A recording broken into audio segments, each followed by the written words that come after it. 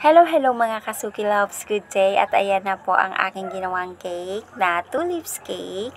Kasi yung sabi ni Charen ay ako na daw ang bahala sa design. E di syempre talagang wala akong idea. At then tinanong ko lang siya kung ilang taon na yung magbe-birthday. And then ayan ang aking ginawang design para dun sa kanyang cake paluwagan.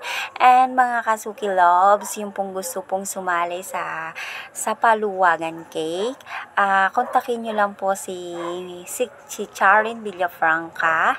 At siya po ay isa din pong aking reseller po sa cake. Diyan po kayo mag-PM, yung pong mga gusto pong sumali sa mga cake paluwagan.